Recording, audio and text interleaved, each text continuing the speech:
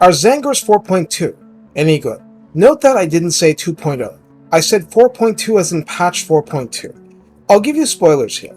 I actually support this change from a mechanics point of view. The lore beards don't like it. I respect this, but I have a different point of view. Now the Tzaangors have a more defined space on both the Beastmen and the Tzeentch rosters. Recruited for 800 gold in campaign and 175 upkeep per turn. And yes, that upkeep is anomalous, but the two values are CA's tweaking. Tzaangors in the new version have 120 entities on Ultra with 9,600 health between them, as proper beefy gores. The unit has 800 barrier points.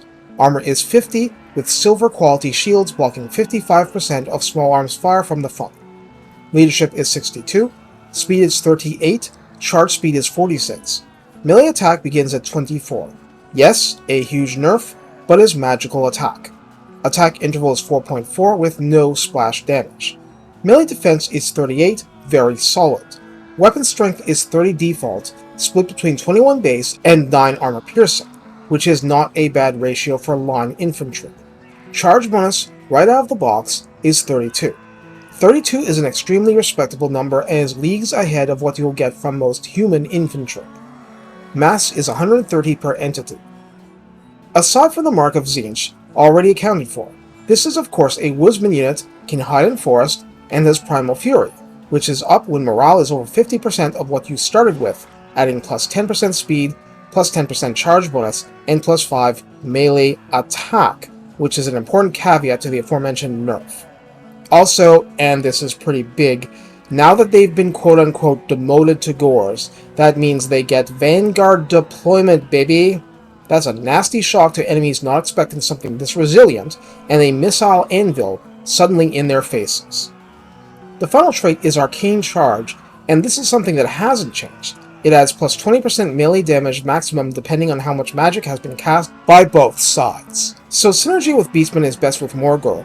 For Tzeentch, anti-synergy from the Chaos Lord without magic unless you have lots of hero magic spam, which you should in that case. But hey, whatever, I'm just letting you know in advance. In the Kairos style tech trait, Tzaangors fall under Myriad Servants, gaining a maximum of plus 15% speed, which is a huge buff if you think about it. And I'm forcing you to think about it. Plus 6 melee attack, which laughs in the face of the supposed nerf, and charge bonus plus 8 flat, so 40 charge bonus plus 4 from Primal Fury. At rank 7, Tzaangors under the Creepy Eye banner benefit from Horrific Advancement, adding plus 6 leadership, another plus 10% speed, and 15% missile resistance, because 70% of missiles should be told to go nerf themselves. Take that, sisters of Averlore. In the patch 4.2 Kairos tech trait, Lean Magic grants 40% spell resistance to Tzaangors, hugely helpful because they will be less harmed when you drop Magical Annihilation on the 5 units they're targeting for. Wait, is that a bad example? I mean when some fool tries to fireball them. Right, because that's much more likely to come up. Furthermore, Gift of Mutation adds 10 armor to Tzaangors among a smattering of other units. In the Beastmen redline skills, Fury of the Herd grants plus 6 leadership and plus 6 melee defense at 3 pips. Rank 7 Tzaangors benefit from Unrelenting Savagery, adding plus 5 melee attack, plus 5 more melee defense, and 10% physical resistance. In the patch 4.2 Beastmen tech tree, the Unnatural Order grants plus 10% percentile, charge bonus to Tzaangors, and Savage Mantle adds 10 armor. This means it's a little more complicated than usual how you should use the Tzaangors because you have 2 factions, well actually more than 2 but let's keep it focused, providing competing sets of buffs. But basically the Tzaangors are a little better at holding the line forever against infantry and missile spam in the Beastmen roster, and a little better at pure offense in the Kairos roster, if the troop buffs are used. That's fine, because they're pretty tanky at their price point regardless, but in the Beastmen roster they really needed something that wasn't Bestigors to hold a line, established in the enemy's face, and which will still laugh off an awful lot of missiles. Bestigors have no shields, you see. Now, the big question is, how much is the Arcane Charge really going to help? 20% on top of base 21 and 9 armor piercing isn't nearly as much as you'd like to have. But again, it's a hold the line style unit, whether that's in front of your pink horrors or in the face of the halberdiers you're tying down. Having said that, back up for a minute. Base, you have charge bonus 32. With the pips on Kairos' side, you can jack it up to 40 base, 44 with Primal Fury. At full strength, descending in intensity for 15 seconds, you'd have 74 base damage according to the original ratio of base to AP. Then add the 20% extra damage and see what happens.